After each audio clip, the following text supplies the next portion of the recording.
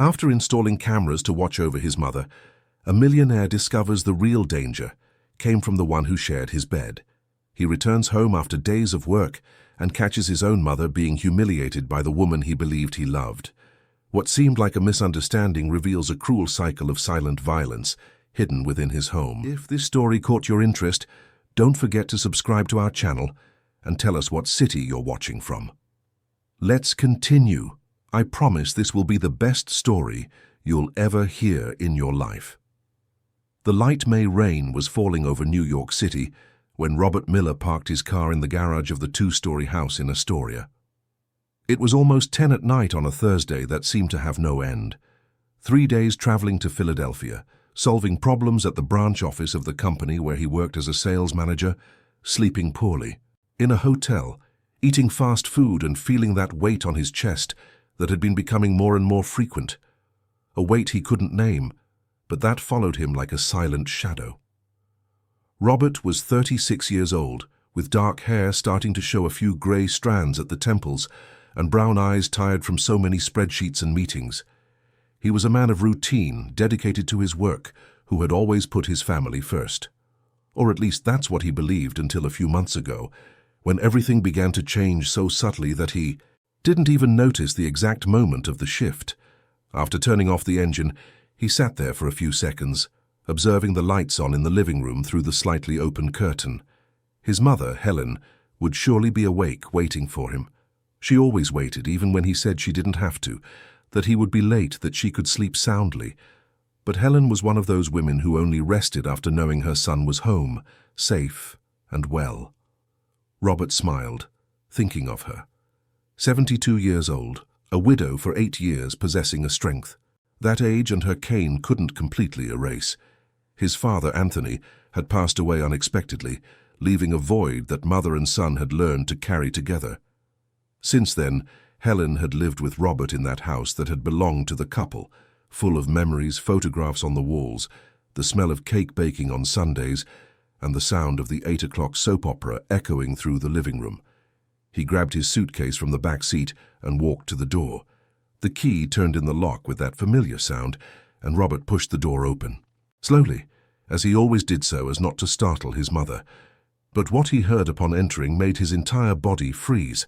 The voice was shrill, sharp as broken glass, a voice he knew well, but had never heard in that tone, with that cruelty embedded in every syllable. Vanessa.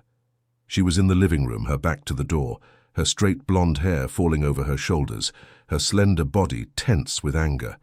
And in front of her, cowering on the sofa, holding her cane with both hands as if it were a shield, was Helen. Robert couldn't move. He couldn't speak. He just stood there, invisible in the dimness of the hallway, watching a scene that seemed to belong to another reality. Vanessa was screaming. No, it wasn't exactly a scream. It was worse. It was a poison distilled aloud, each word chosen to hurt, to diminish, to break. Aren't you ashamed? You sit there playing the poor little victim, but I know exactly what you're doing. You want to push me away from him. You want him to be alone, tied to your apron strings forever. But you won't succeed, do you hear me? You won't succeed. Helen tried to respond, but her voice came out weak, trembling, almost inaudible. Vanessa, I never wanted any of this. I just what? Just sit there with that long, suffering face, that little cane in your hand, hoping he'll feel sorry for you. Well, you should know I've already opened his eyes. He knows you're jealous, that you don't accept me, that you don't want to see your son happy. Robert felt his blood boil. He wanted to go in, to scream, to protect his mother immediately. But something held him back. Maybe the disbelief. Maybe the shock of seeing that woman, who 6 months ago had smiled at Helen with affection, now spewing such hatred. Vanessa continued, relentless. And since we're talking, let me make it clear. When I marry Robert, you're going to have to understand your place in this house. You're not the queen of the castle anymore, you hear? Things are going to change. And if you don't like it, we can solve it another way. Another way how? Helen's voice came out in an almost inaudible whisper. Vanessa gave a cold smile.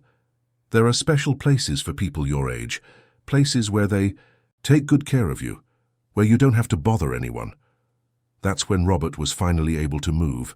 He let the suitcase fall to the floor with a dull thud that echoed through the entire house. Vanessa turned her head, startled. Helen raised her eyes and met her son's gaze. And in that instant, Robert saw something he had never seen before in his mother's eyes. Fear. Not fear of him. Fear of what would come next. Fear of being accused of making things up, of exaggerating, of being the annoying old woman who didn't accept her son's girlfriend. Fear of losing the only son she had, the only bond that kept her standing. "Robert, you're here."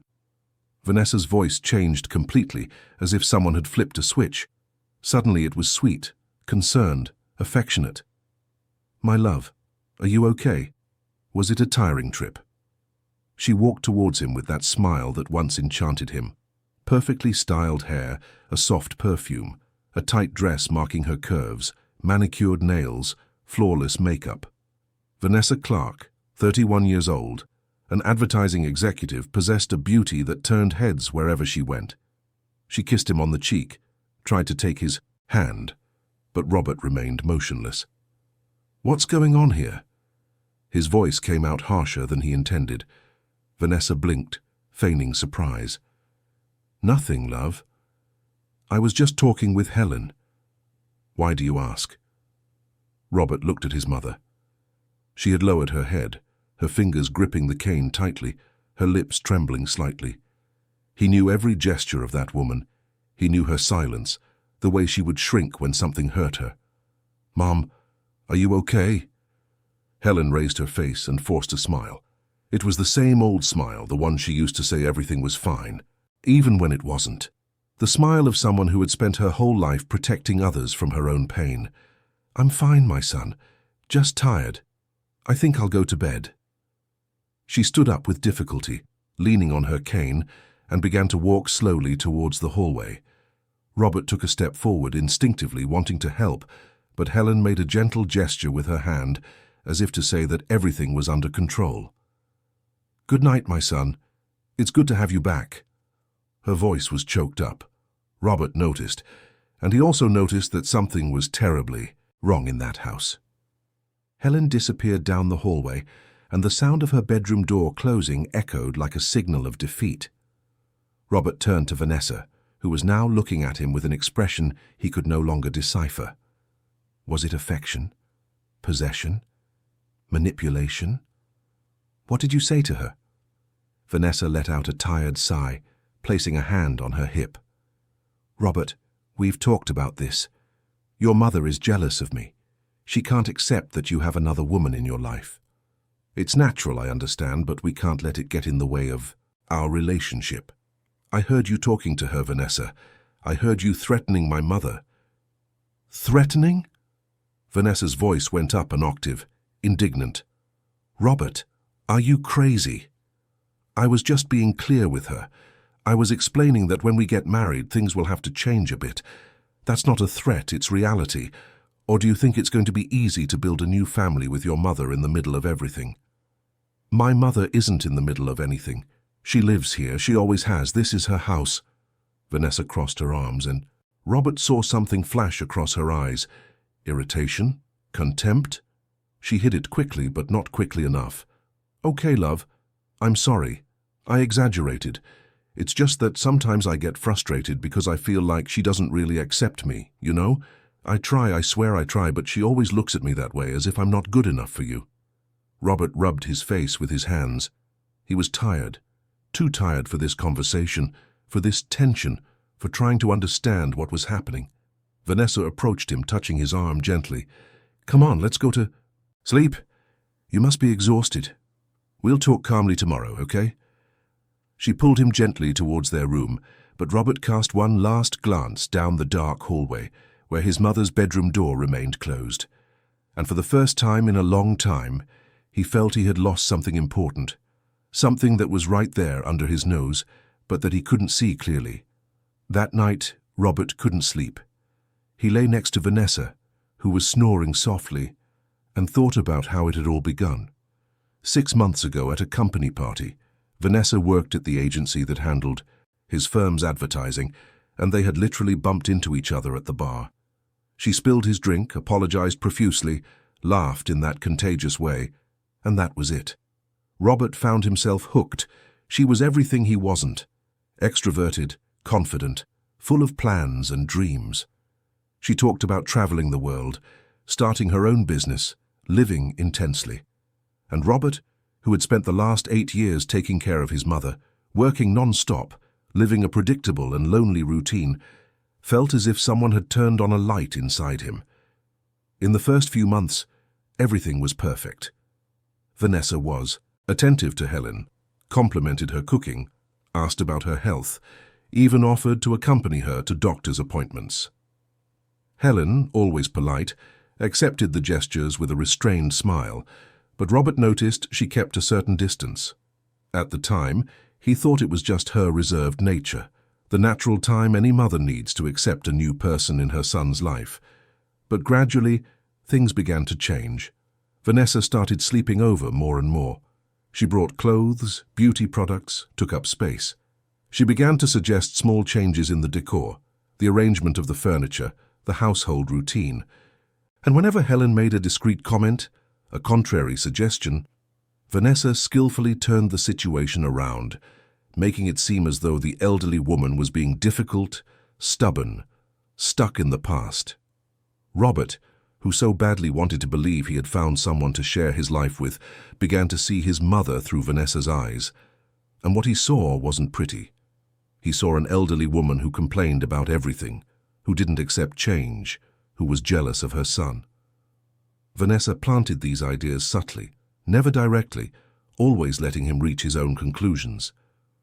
"She's from another generation, honey. It's hard for her to accept that you've grown up, that you have your own life now. Your mother needs to understand that we also have a right to our privacy, to do things our own way. I think she feels like she's losing you. That's why she creates these situations." And Robert, exhausted from work, emotionally vulnerable after so many years alone, believed her. He began to distance himself from his mother without realizing it. He ate dinner later to avoid family meals. He went out on weekends with Vanessa, leaving Helen home alone. He stopped asking about her day, about how she was feeling, about the medications she needed to take. And Helen, noticing the distance, retreated even further into herself. She started eating alone in her room, avoiding the living room when the couple was there, speaking less and less. Robert interpreted this as a tantrum, as stubbornness. Vanessa reinforced this interpretation. "See? She wants attention. She wants you to drop everything and be with her all the time." But the truth, which Robert couldn't see, was much darker. Helen was being systematically isolated, silenced, and humiliated in her own home. And the worst part was that she couldn't tell her son. She couldn't put into words what was happening, because she knew Vanessa had already planted the seed of doubt in his mind. She knew that if she complained, she would be seen as the jealous old woman, the problematic mother-in-law, the overprotective mother. So Helen chose silence. She chose to endure. She chose to hope that her son would open his eyes before it was too late. That Friday morning, Robert woke up to the smell of fresh coffee coming from the kitchen. Vanessa was still sleeping soundly beside him, her face relaxed, almost angelic. He got up slowly, put on a pair of shorts and a t-shirt, and followed the aroma. Helen was in the kitchen, her back to the door, preparing breakfast. She was wearing a simple floral dress, her grey hair tied in a low bun, her feet in old but comfortable slippers. Her cane was leaning against the table within reach. "Good morning, Mum." Robert's voice came out softer than the night before. Helen turned her face and smiled, but he noticed her eyes were swollen, red. She had been crying. She had cried all night. "Good morning, my son. Sit down, the coffee's ready." She placed the cup in front of him, along with bread, butter, cheese, everything arranged with her usual care, even though her trembling hands let a few crumbs fall on the table. Robert took a sip of coffee and decided he needed to talk. He needed to understand what was really happening. "Mum, about last night—" Helen raised her hand, gently interrupting him. "Let it go, Robert. It was nothing. I understand. Vanessa is right. When you two get married, things will have to change. I'll adapt. Her voice was one of pure resignation. Robert felt a tightness in his chest. Mum, this house is yours. It always has been. Dad built it for you. We're not going to change anything that makes you feel uncomfortable. Helen smiled, but it was a sad smile, laden with a pain Robert couldn't measure. My son, I just want you to be happy. If Vanessa makes you happy, then everything is fine. I'll stay quiet in my corner. I won't get in the way. You've never been in the way of anything, Mom. But before the conversation could continue, Vanessa appeared in the kitchen, still in her pajamas, her hair messy, rubbing her eyes. She kissed Robert on the forehead and completely ignored Helen. Good morning, love. Are you working today or staying home? I'm going to work. I have a meeting at noon. Vanessa took a cup, poured herself some coffee, and sat down next to Robert. Helen remained standing, leaning against the counter, as if she didn't have the right to sit at her own table. And it was in that moment, watching his mother there, standing, silent, diminished, that Robert felt the first pang of doubt. Was he seeing things correctly? Was Vanessa being honest with him? But the doubt was short-lived. Vanessa struck up a conversation, talked about their plans for the weekend, suggested they go out to dinner, just the two of them. And Robert, as he had been doing for months, agreed. After all, it was easier to agree than to question. Later, when Robert left for work, Vanessa stayed home. She had the day off, and Helen, who used to enjoy having the house to herself on quiet mornings, now dreaded those moments. As soon as she heard Robert's car leave the garage, Vanessa changed completely. The smile vanished. Her gaze became hard, cold. She walked to the living room where Helen was sitting, watching television quietly so as not to bother anyone. Helen, we need to talk. The elderly woman turned off the TV and looked at Vanessa with the expression of someone who already knew nothing good was coming. I want to make one thing very clear. Robert is mine now. He's going to marry me, we're going to have children, and this house is going to be mine. You're going to have to understand that and stop trying to sabotage me. I've never tried to sabotage anything, Vanessa. I just want my son to be happy. Vanessa let out a dry laugh. Happy? You want him to be stuck here taking care of you for the rest of his life. But that's not going to happen. I'm going to marry him, and when that happens, we're going to have to make some decisions about you. Decisions? Yes. Like where you're going to live. Because you can't live here anymore. Helen felt tears burn her eyes, but she didn't let a single one fall. She wouldn't give that woman the satisfaction. This house is mine, Vanessa. My husband built it. For me. Robert knows that.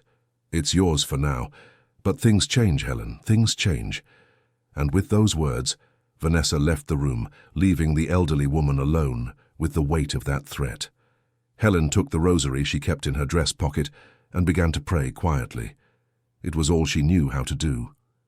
Pray that God would protect her son, that he would see the truth before it was too late. In the following days, Robert began to notice little things that had previously gone unnoticed. He noticed that his mother was eating less and less, that she stayed locked in her room, that she avoided speaking when Vanessa was around.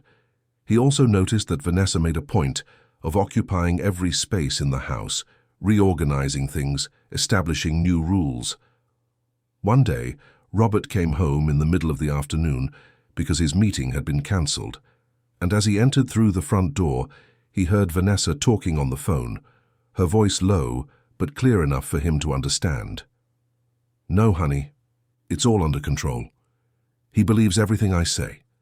The old woman doesn't stand a chance. When we get married, she's going to one of those places, and then the house is ours. All that insurance money from her husband goes to Robert, and then we can finally do what we planned. Robert stopped, his heart racing. Who was this honey on the other end of the line? What were these plans? Vanessa continued. Relax. No one will find out. He's completely manipulated, and the old woman is too proud to say anything. It's just a matter of time. She laughed, and that laugh echoed through the house like a harbinger of a storm. Robert backed away slowly, went out. The door, without making a sound, got into his car and just sat there shaking. Reality was beginning to unfold before him, and it was too horrible to accept all at once. But there was no denying it anymore. There was no more pretending that everything was fine. He picked up his cell phone and made a call. He needed help. He needed to find out the truth. Because if what he was beginning to suspect was real, then he had failed the most important person in his life. He had failed his mother. And now, he had to fix it before it was too late. The voice on the other end answered, and Robert began to speak, his voice choked, his eyes welling up.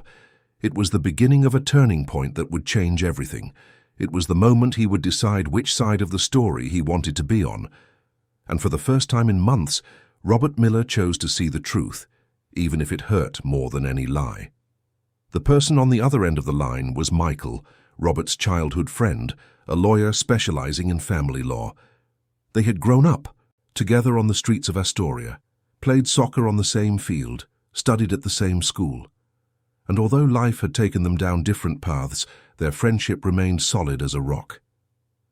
"Michael, I need a favor. A favor you can't mention to anyone." Robert's voice was tense, filled with an anguish that Michael immediately sensed. "Of course, man. Tell me. What's going on?" Robert told him everything. The change in Vanessa's behavior, the way she treated Helen, the conversation he had just overheard. Michael listened in silence, taking mental notes, and when Robert finished, he took a deep breath before answering. "Dude, I'm not going to lie. What you're telling me is serious, very serious. If she's planning something involving your mother's inheritance, we need proof. Your word alone won't be enough." "What kind of proof?" "Recordings, text messages, something concrete." "Do you have access to her phone?" "No, it's password protected. She's never let me touch it." Michael was silent for a few seconds, thinking. "Then we need to create an environment where she feels safe enough to continue with what she's doing, but at the same time gives you the means to document everything." "Robert, what I'm about to suggest is going to sound crazy, but trust me. Install cameras in the house." "Cameras?" "Yes, security cameras. You can use the excuse that you want to protect the house, that there have been break-ins in the area, anything. But install discrete cameras in the common areas. Living room, kitchen, hallway, never in the bedrooms because that would be an invasion of privacy. But in the common areas, you have every right." Robert felt a chill in his stomach. The idea of spying on his own home, of seeking evidence against the woman he planned to marry, was too painful. But the memory of Helen cowering on the sofa, of her red eyes from crying, of her choked voice saying she would stay quiet in her corner, that was even more painful. "Okay, I'll do it. And, Robert, one more thing. Talk to your mother. For real. Without Vanessa around, let her talk. And believe what she says. Mothers don't lie about these things." Robert agreed, hung up the phone and sat in his car for a few more minutes, trying to gather the courage to go back inside that house, which suddenly felt like enemy territory. When he finally went in, Vanessa was in the living room watching television with a calm smile on her face, as if nothing had happened. "Honey, you're back early." She got up and went to him, kissing him on the lips. Robert responded mechanically, feeling a wave of nausea rise in his throat. "The meeting was cancelled. I'm going to work from home for a bit." Vanessa frowned. "Here? But don't you prefer the office? It's noisy here. Helen is always walking around." "Here is fine. I need to be close by in case anyone needs me." He noticed the glint of irritation in her eyes, but Vanessa quickly disguised it, smiling again. "All right then. I'm going to run some errands. I'll be back later." She grabbed her purse and left, and Robert waited until he heard her car disappear down the street. Then he walked to his mother's room and knocked softly on the door. "Mum, can I come in?" "Yes, my son." Helen was sitting on the bed, her rosary in her hands, her expression weary. The room was simple, filled with old photographs from when Anthony was still alive, when Robert was a child. There was a scent of lavender in the air, the same perfume she had worn for decades. Robert sat down next to her and for the first time in months really looked at his mother. He saw the deep wrinkles around her eyes, the hair that had turned completely white, the trembling hands covered in age spots. He saw a woman who was getting older, who needed care, attention, love, and he also saw that he had failed to provide all of that. "Mom, I need you to be honest with me, completely honest. What is going on between you and Vanessa?" Helen looked down, clutching the rosary tighter. "Nothing, my son. Vanessa is a good girl. She's just trying to build her life with you. It's natural. Mom, I know it's more than that. I saw how she spoke to you yesterday. And today, I overheard a phone conversation she had. A conversation about me, about you, about plans. I need to know the truth." Tears began to stream down Helen's face before she could even speak. They were tears that had been held back for months, dammed up by fear, by pride, by love for her son. "My son, I didn't want to worry you. I thought if I just kept quiet, if I didn't complain, everything would work itself out. But it's getting worse and worse. She treats me badly when you're not here. She says I'm a burden, that when you get married I'll have to leave. She forbids me from sitting at the table when you're eating, says my smell bothers her. Sometimes she hides my food or serves such small portions that I go hungry. She wants to erase me, Robert. She wants to take me out of your life." Helen's voice broke completely and she began to sob, covering her face with her hands. Robert felt the world crumble around him. Every word from his mother was a stab to the chest because he knew deep down that it was true. All the times he had ignored the signs, all the times he had chosen to believe Vanessa instead of listening to his mother, all of it weighed on him like a ton of guilt. He hugged Helen tightly, feeling her fragile body tremble against his. "I'm sorry, Mom. I'm sorry for not believing you. I'm sorry for letting this happen. But I swear on Dad's memory, that this is going to end. I'm going to fix this." Helen clung to her son like a frightened child, and there they stayed, holding each other, until the tears dried and their breathing calmed. That same afternoon, Robert went out and bought security cameras. They were small, discreet, and could be easily installed. He placed one in the living room, another in the kitchen, one in the hallway. When Vanessa returned, he was finishing the installation. "What's this?" "Security cameras. There were some break-ins on the street last week. I'd rather be safe than sorry." Vanessa looked at the cameras with suspicion, but said nothing. After all, it was a perfectly reasonable justification. "Did you connect them to your phone?" "Yes, I can see everything from anywhere." She forced a smile. "Good. Now we'll be safer." But Robert noticed the discomfort in her eyes. He noticed that Vanessa was calculating, measuring every word, every gesture. From that moment on, she would have to be more careful. And that was exactly what Robert wanted. The following days were ones of silent observation. Robert feigned normalcy, went to work, came home, talked to Vanessa as if nothing had changed. But at night, locked in the bathroom or the office, he watched the camera recordings. And what he saw was worse than he had imagined. Vanessa would wait for him to leave and then transform completely. She would scream at Helen, call her a useless old woman, prevent her from eating properly, lock the living room door to force her to stay in her room. In one of the recordings, Robert saw Vanessa take the plate of food Helen had prepared for herself and throw it in the trash, saying she was eating too much, that she would get fat. No one would want to take care of a fat old woman. In another recording, he saw Vanessa on the phone again, and this time he could hear better. "Yes, Claude, everything's on schedule. He's completely wrapped around my finger. The old woman won't last much longer. When she's gone, whether to a nursing home or somewhere else, the house is ours.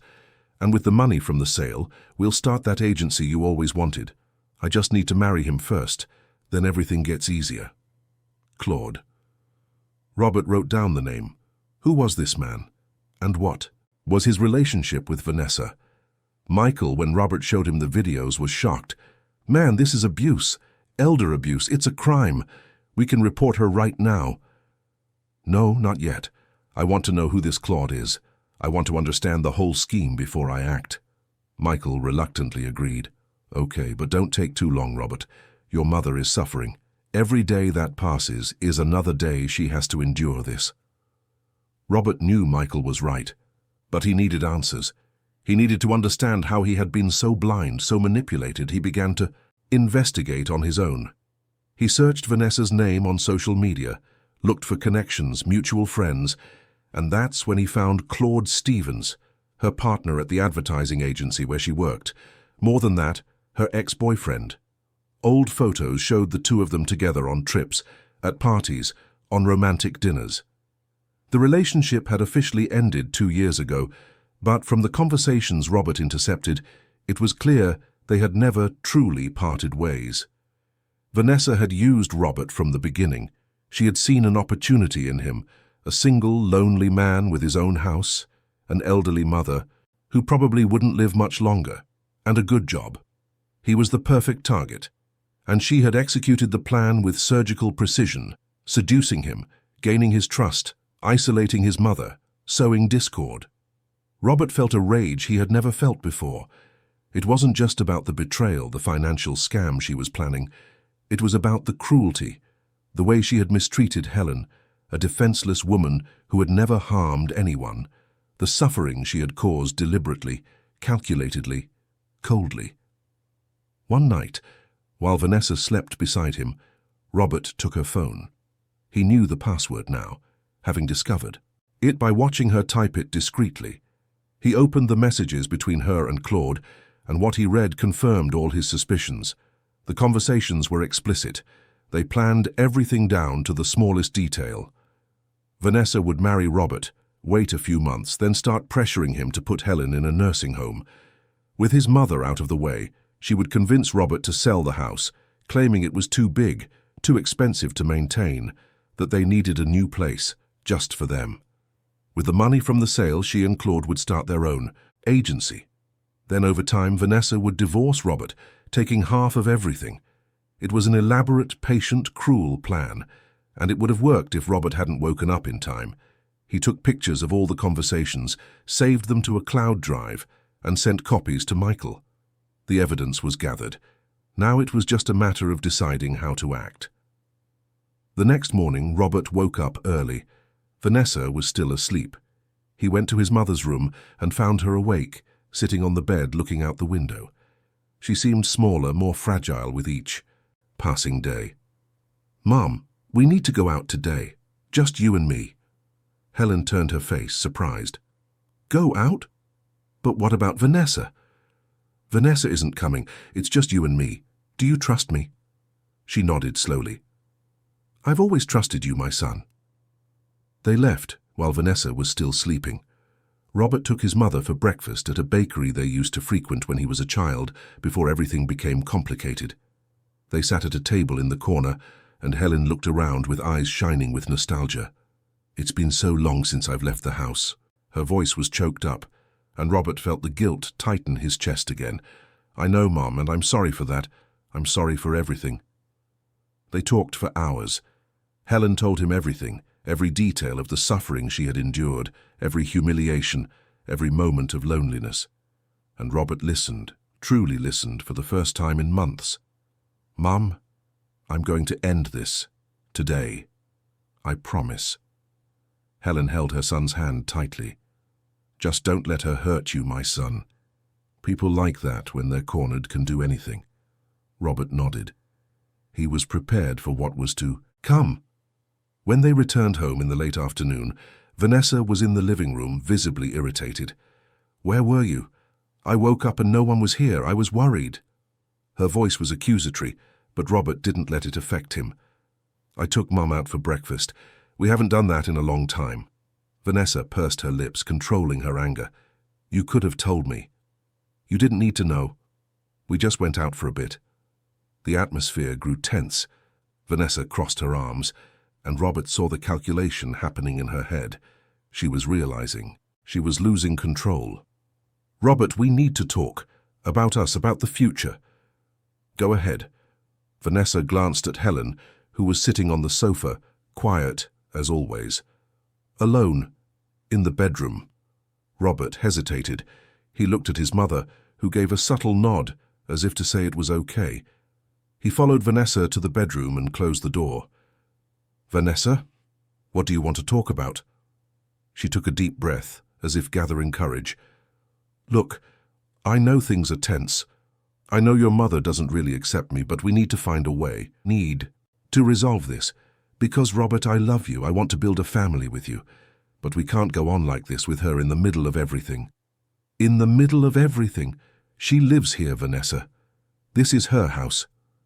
Vanessa sighed, feigning patience. I know, but when we get married, we're going to need space, privacy, freedom to build our own life. Maybe it would be good to consider other options for her, places where she can receive professional care, where she'll be well looked after. You're talking about a nursing home. It's not a nursing home. They're specialized residences. There are some very good ones, you know. She would be fine there. Robert felt the anger boil inside him, but he controlled it. It wasn't time yet. And you've already researched these places? Vanessa blinked, surprised by the question. I have. Just to get an idea, you understand? It's nothing definite. I understand. He took a step forward, looking into her eyes. And Claude, did he help with this research too? Vanessa froze. The blood drained from her face in an instant. It was as if the world had stopped spinning. What? Who? Claude Stevens, your partner, your ex-boyfriend, the man with whom you plan to start an agency using the money from the sale of my house. Vanessa opened her mouth, but no sound came out. Her eyes widened, panic taking over. Robert, I don't know what you're talking about.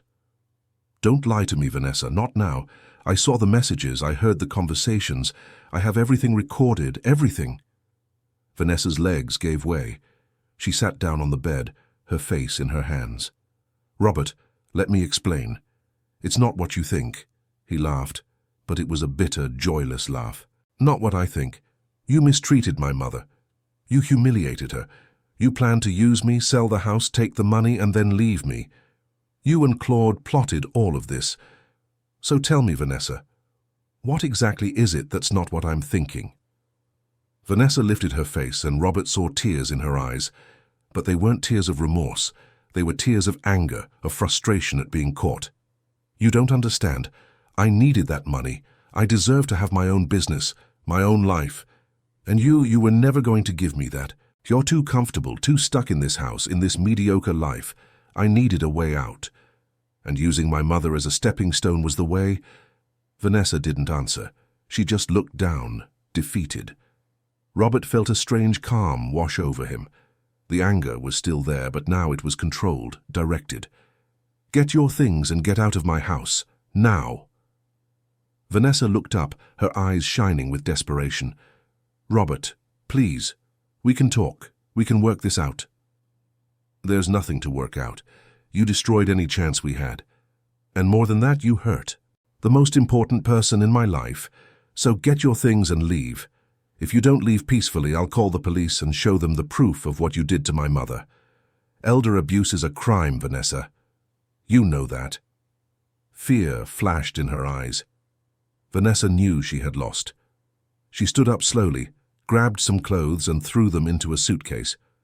Robert watched her in silence, saying nothing more. When she finished, she walked to the bedroom door. Before leaving, she turned one last time. You're going to regret this, Robert.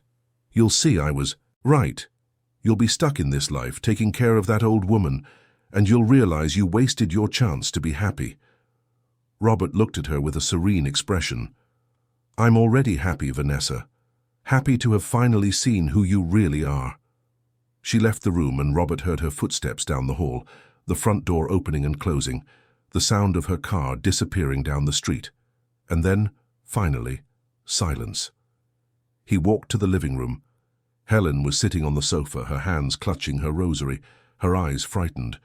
Robert sat down next to her and hugged her. It's over, Mum. It's over. Helen began to cry, but this time they were tears of relief, of liberation. She hugged her son with all the strength her trembling hands could muster, and there they stayed in silence, letting the weight of the past few months wash away with their tears and dissolve into the air. But the peace was short-lived, because while Robert believed the worst was over, Vanessa was just beginning her revenge. In the days that followed, Robert's life was turned upside down. Vanessa, furious and humiliated, decided that if she couldn't have What she wanted, she would do everything to destroy what he had. She started with social media. She published a series of tearful, dramatic posts, painting herself as the victim. She claimed Robert was controlling, manipulative, that she had been kicked out of the house for no reason, that he had used her emotionally and then discarded her like trash. She omitted, of course, all the details about what she had done to Helen, about the plans with Claude, about the lies she had told. The posts quickly went viral. Mutual friends began to question Robert. Colleagues at work whispered, in the hallways, and even his boss called him in for a talk concerned about the company's image. Robert tried to explain, but his words seemed weak against the well-constructed narrative Vanessa had created. She was good at what she did, after all. Advertising was her profession. She knew how to sell a story even if it was false. Michael, seeing what was happening, suggested that Robert release the evidence, the recordings, the messages, everything. But Robert hesitated. He didn't want to expose his mother that way, didn't want her suffering to become a public spectacle. Helen also asked him not to do it. "My son, I don't want my name associated with this mess. I've suffered enough, now I just want peace." Robert respected his mother's request, but it came at a high price. Without presenting his side of the story, he was at the mercy of Vanessa's narrative, and the consequences were harsh.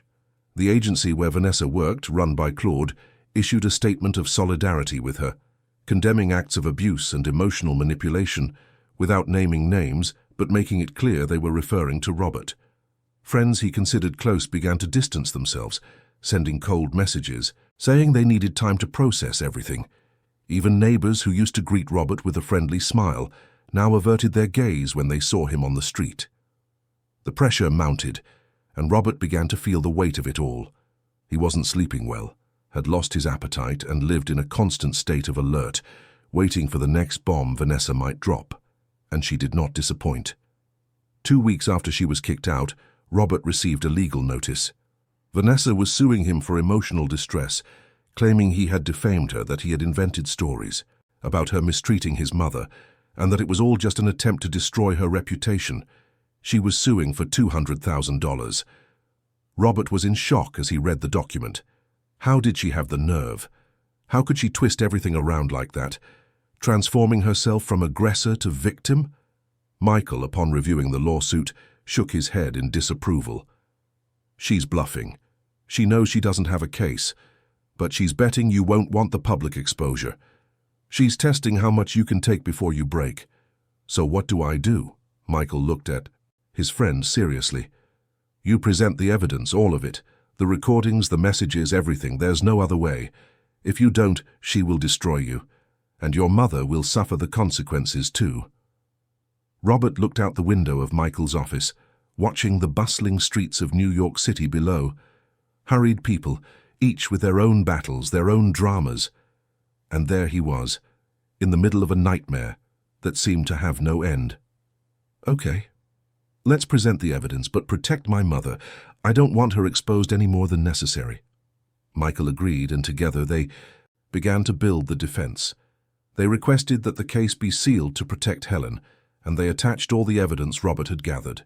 The recordings showing Vanessa mistreating the elderly woman, the conversations with Claude about their scam, everything documented, dated, irrefutable. When Vanessa's lawyer received the material, the reaction was immediate. She called Michael, requesting an urgent meeting. On the appointed day, Robert, Michael, Vanessa, and her lawyer met in a conference room. Vanessa avoided Robert's gaze, her eyes fixed on the table, her face pale. Her lawyer got straight to the point. "My client wishes to withdraw the lawsuit. She acknowledges there was a misunderstanding and does not wish to prolong this situation." "A misunderstanding?" Michael almost laughed. "Your client committed elder abuse. It's documented. If she doesn't withdraw the lawsuit immediately and sign an agreement promising not to approach the Miller family again, we will not only defend our client, but will also file a criminal complaint against her. Elder abuse is a felony. She could face 6 months to 3 years in prison." Vanessa turned even paler. Her lawyer coughed, uncomfortable. "We will draft the agreement right now." And so it was done. Vanessa signed the document, agreeing to withdraw the lawsuit, to stay away from Robert and Helen, and to make no more public statements about the case. In return, Robert agreed not to press criminal charges as long as she complied with all the terms of the agreement. When everything was signed, Vanessa finally looked at Robert, and what he saw in those eyes was not remorse. It was pure, distilled, concentrated hatred. "You'll pay for this, one way or another." Robert held her gaze without fear. "You've already done your worst, Vanessa, and I'm still standing. Now get out of my life." She stood up and left the room without another word, followed by her lawyer. Michael took a deep, relieved breath. "It's over, man. It's finally over." But Robert knew that wasn't entirely true, because even with the lawsuit dropped, even with Vanessa legally barred from approaching them, the scars from those months were still there. In the way people looked at him, in the whispered comments, in his damaged reputation. And worse, they were in the way Helen had changed.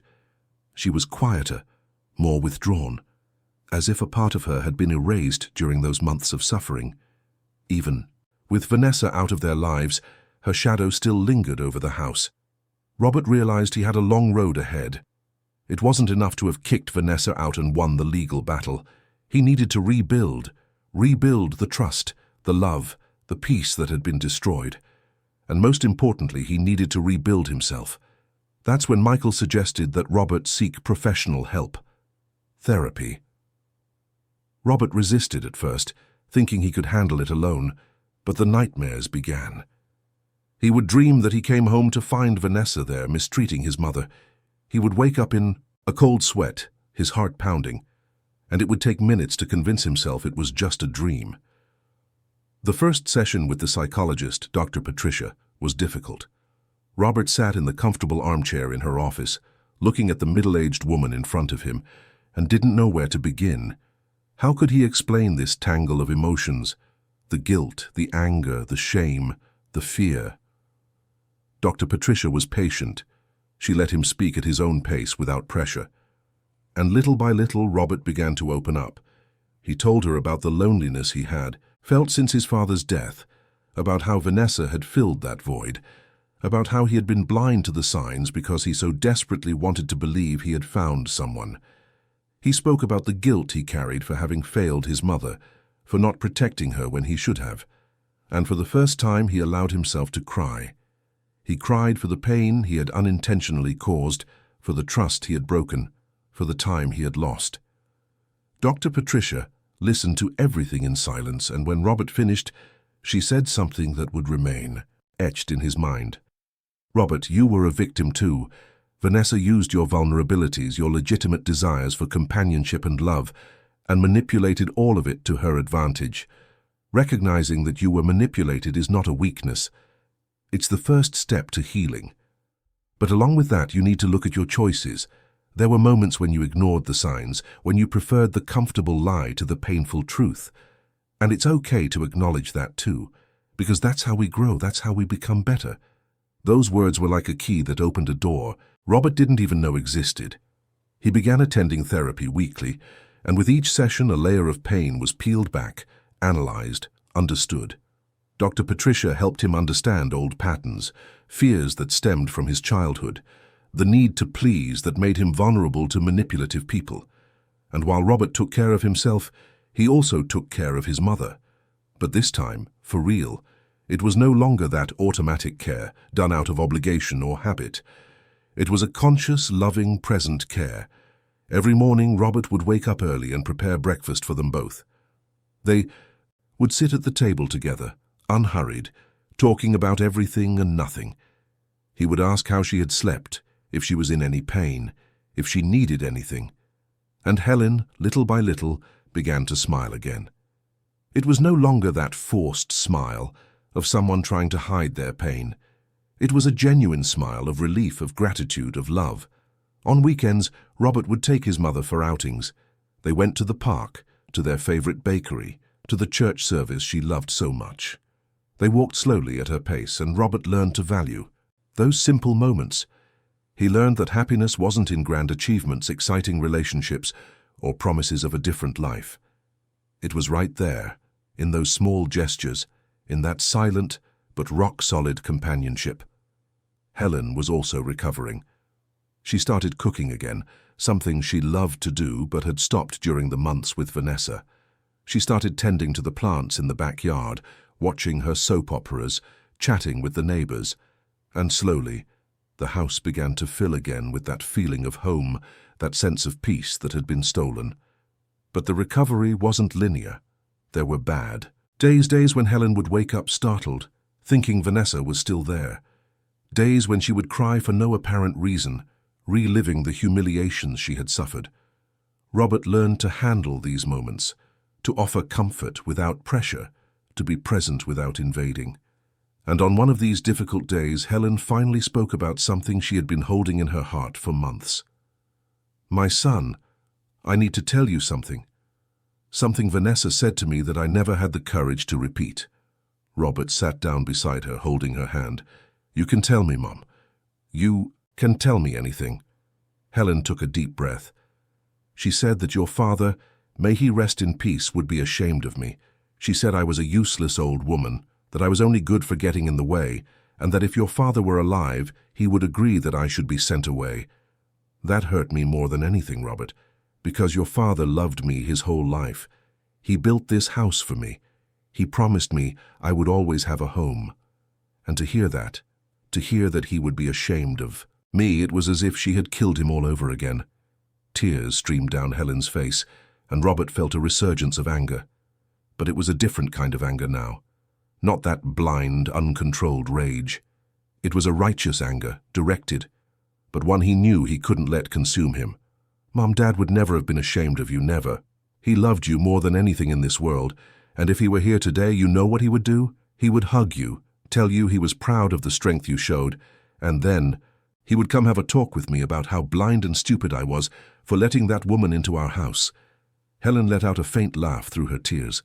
"Your father was always direct like that." "He was. And he would have been right. But I've learned, Mom. I've learned that there is nothing more important than family, than you. And I promise, on his memory, that I will never let anyone hurt you again."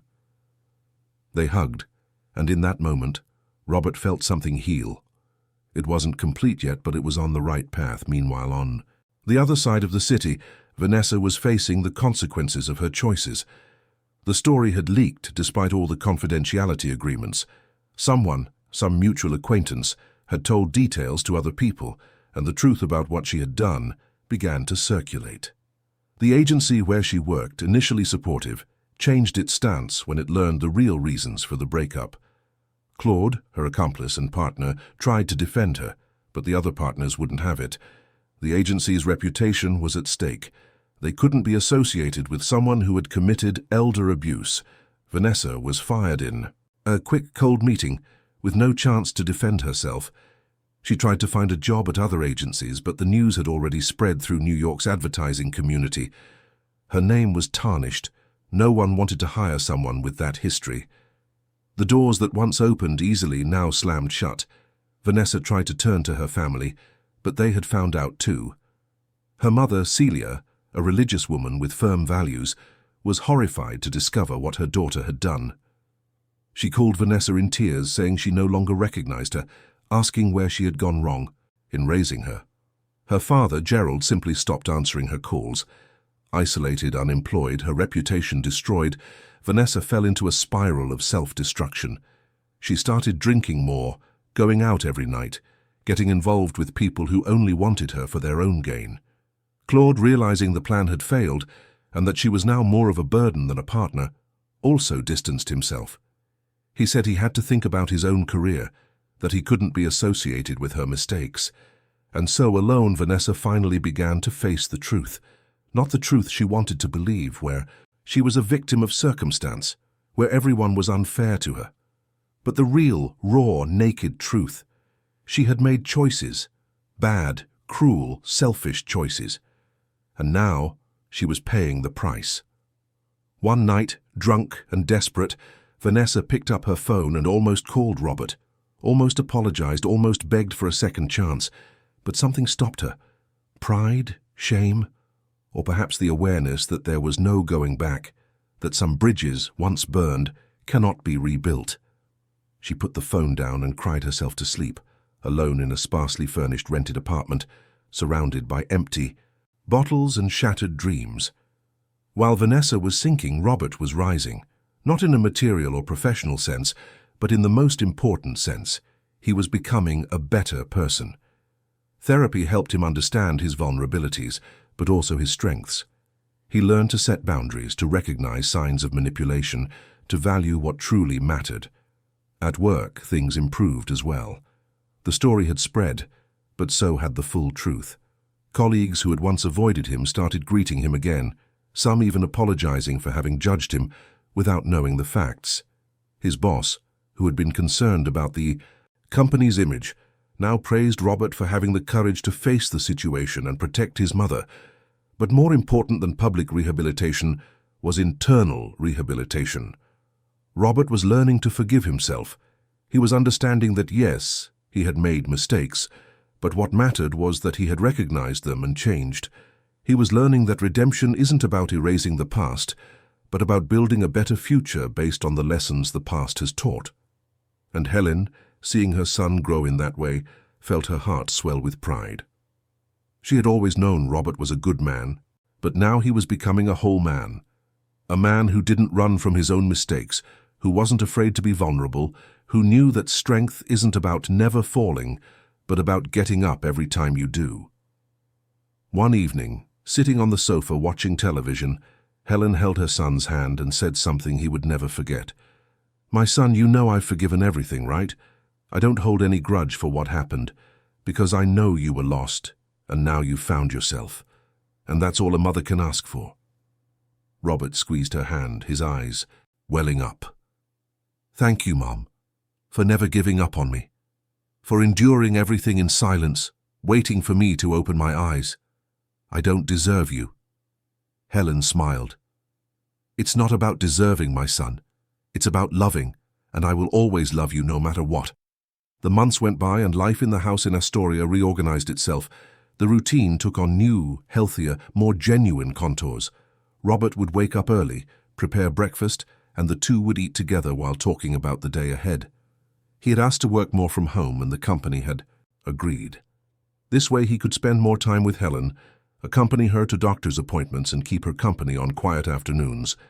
And it was in this new routine that Robert began to discover things about his mother he had never noticed before. He discovered that she loved poetry and kept an old notebook full of verses she had written in her youth. He discovered she had a sharp sense of humor when she was comfortable, that she would make subtle jokes that made Robert laugh genuinely for the first time in a long time. He discovered she had dreams she had never fulfilled, places she wanted to see but had never had the courage to go. So Robert decided he would make those dreams come true, even in a small way. He took Helen to see the Jersey Shore, something she had always wanted to do but never could because Anthony had been afraid of traveling. They stayed in a simple inn, and Robert saw his mother's eyes light up as she saw the ocean for the first time in decades. They walked along the beach, slowly, at her pace. Helen took off her shoes and felt the sand between her toes, the cold water touching her ankles. And there, with the wind tousling her white hair and the sun illuminating her wrinkled face, she looked 30 years younger.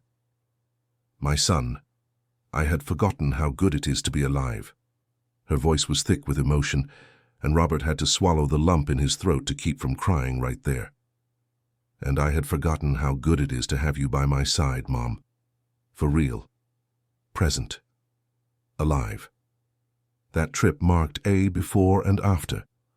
Robert realized he had spent years just existing alongside his mother but not living with her. And now finally he was learning to live, to be present, to value every moment, because he knew they were precious and finite. When they returned to New York, the house felt different, lighter, brighter. Robert had had the walls painted in lighter colors, bought new plants for the garden, and rearranged the furniture to make it easier for Helen to move around with her cane. Every change was made with her in mind, her comfort, her happiness. And Helen blossomed with that care.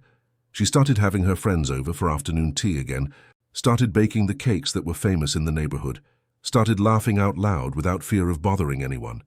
The house became a home again. But it wasn't all roses. Robert still had difficult days, days when the guilt would return with a vengeance, when he would wonder how he could have been so blind to his mother's suffering for so long. On those days, Dr. Patricia would remind him that self-punishment was not the same as growth, that acknowledging his mistakes was important, but that eternally flogging himself for them helped no one. "You've already apologized, Robert. You've changed. Your actions.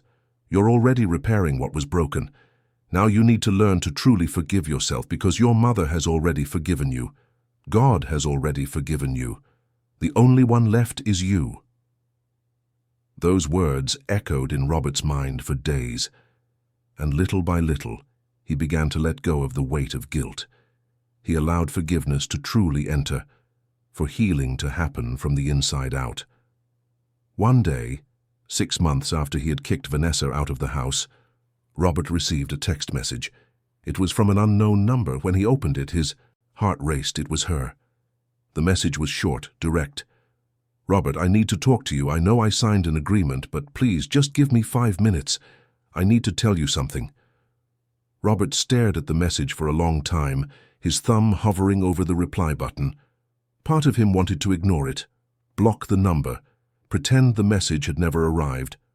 But another part, the part that had learned in therapy about closure and facing the demons of the past, wanted to hear what she had to say. He talked to Michael, who warned him of the risks. He talked to Dr. Patricia, who said the decision was his, but if he chose to meet, it should be in a public place, with someone he trusted nearby. And he talked to Helen, who simply held his hand and said, "Do what your heart tells you, my son. Just protect yourself first." Robert decided to meet Vanessa. He arranged it at a coffee shop in the city center on a Tuesday afternoon, a time when the place would be crowded. Michael sat at a distant table, just observing, ready to intervene if necessary. When Vanessa walked into the coffee shop, Robert almost didn't recognize her. She was too thin, her face pale, with deep dark circles under her eyes. The blonde hair that was once her pride was now dull, unkempt. She wore simple clothes, no makeup, and carried an old bag over her shoulder. It was as if all the light she used to emanate had been extinguished. She sat down across from him, her trembling hands holding a cup of coffee the waiter brought. "Thank you for coming. I didn't think you would." Her voice was hoarse, tired. Robert just nodded, waiting for her to speak. Vanessa took a deep breath as if gathering courage. "I know I have no right to be here. I know I broke all the agreements, that I should be far away from you. But I had to talk. I had to apologize to you. For real." Robert watched her in silence. There was no anger there, just curiosity. He wanted to understand what had changed, what had led the woman who had so cruelly manipulated him to seek him out like this. Vanessa continued, tears already streaming down her face. "I lost everything, Robert. I lost my job, my friends, my family. My parents don't speak to me anymore. Claude abandoned me. I was left with nothing. And at first, all I felt was anger. Anger at you, for exposing me. Anger at your mother, for existing. Anger at the whole world. But slowly, when I was truly alone, I had to look at myself, and you know what I saw? A monster. I saw a monster. I treated your mother in a way I would never want my own mother to be treated. I used you, lied, manipulated. I did it all consciously, knowing it. Was wrong, and I kept going anyway, and now I'm paying the price." She wiped her tears with the back of her hand, but they kept falling. "I'm not here to ask for your forgiveness. I don't deserve it. I'm here because I need you to know that I know how wrong I was. I need you to know that I'm truly sorry, and that I will never do this to anyone again. Because I learned, in the most painful way possible, that you can't build anything on lies and cruelty. That in the end, it all comes crashing down, and you're left alone with the weight of your own choices." Robert was silent for a long moment, processing everything he had heard. Part of him wanted to believe this was another manipulation, another game. But looking into her eyes, seeing the destruction that had settled there, he realized it was real. Vanessa was truly sorry, not because she wanted something in return, but because she had finally faced her own monstrosity. "Vanessa, I accept your apology, but not because you deserve my acceptance. I accept it because I need it for myself. I need to truly close this chapter and move on. What you did was horrible. You hurt the most important person in my life, and the consequences you're facing are just. But I truly hope you learn from this, that you become a better person, because everyone deserves a chance at redemption. But redemption isn't about going back and undoing what was done. It's about moving forward and doing things differently." Vanessa nodded, now crying uncontrollably. "Thank you. Thank you for hearing me out. And please tell your mother I'm sorry, so very sorry. I should have never done that to her." Robert stood up, ready to leave. But before he did, he turned one last time. "Vanessa, a piece of advice. Seek professional help. Therapy. Because you have things to work through that are bigger than this situation. And if you don't, you'll just repeat the same patterns again." She nodded, and Robert left the coffee shop without looking back. Michael was waiting for him outside, and the two walked in silence to the car. "How are you?" Michael asked once they were inside. Robert thought for a moment before answering. "I'm okay for real. I've closed that door and now I can move on without any weight." And it was true. That meeting, as strange as it had been, brought a sense of closure that Robert didn't know he needed. He no longer felt anger towards Vanessa. He no longer had a desire for revenge or to see her suffer. He just felt indifference, and that was liberating. When he got home, Helen was in the kitchen preparing dinner. The smell of beans and rice filled the house, and Robert felt that familiar warmth in his chest. "Mum, can you guess who I met with today?" Helen turned her face, curious. "Who?" "Vanessa," she asked, "to talk to me." Helen's face grew serious for a moment, concerned. "And how did it go?" Robert told her everything, and Helen listened in silence, stirring a pot distractedly. When he finished, she sighed. "I hope she has truly learned her lesson. No one deserves to carry that weight, not even her. But what's important is that you're okay, my son. That we're okay. We are, Mom. Better than ever." And it was true. Life had gotten back on track. It wasn't perfect, because nothing in life is. But it was real, it was true, and it was full of love.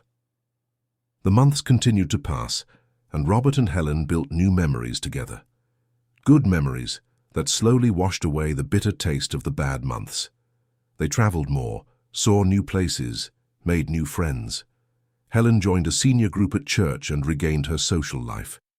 Robert started going out more too, but now with caution, with awareness, choosing the people he associated with more carefully. And one day, at a friend's birthday party, Robert met Danielle. She was a nurse, worked in a public hospital, and had kind eyes and a sincere smile. They talked all night, and Robert felt a different kind of connection. It wasn't that overwhelming, immediate passion he had felt for Vanessa. It was something softer, more solid, more real. Danielle knew Robert's story. He told her early on, because he had learned that honesty was the foundation of any true relationship. And she didn't judge. She just said she thought it was beautiful that a man cared for his mother with so much love, that he had the courage to acknowledge his own mistakes and learn from them. Their relationship grew slowly at its own pace. Robert introduced her to Helen after 3 months of dating, and he was as nervous as a teenager. What if his mother didn't like her? What if there was some conflict? But his worries were unfounded. Helen and Danielle got along from the very first moment. Danielle was genuinely affectionate with the elderly woman, asked about her health, listened to her stories with real interest, and offered help without being intrusive. And Helen, who had developed a sharp radar for fake people, sensed that Danielle was different. She was genuine. One day, while Danielle was in the kitchen helping Helen bake a cake, the elderly woman held the young woman's hand and said quietly, "Take good care of my son. He has a good heart, but he's been hurt before. He needs someone who sees his worth." Danielle smiled, her eyes welling up.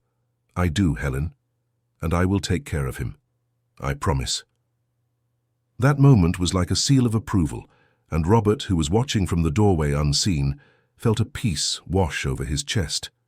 A year after the day he had kicked Vanessa out of the house, Robert was in a completely different place. Not just physically, but emotionally, mentally, spiritually. He had learned lessons that no book could teach, had grown in ways he hadn't imagined possible. He learned that true love doesn't scream, doesn't manipulate, doesn't hurt. He learned that family is the most precious thing we have, and that protecting those we love is not optional, it's essential. He learned that acknowledging one's own mistakes is not weakness, but the greatest strength a human being can possess. He learned that forgiveness, both given and received, is liberating. And he learned that it's never too late to start over, to do things differently, to choose to be better. On a Sunday afternoon, Robert was sitting in the backyard with Helen, Danielle, and Michael.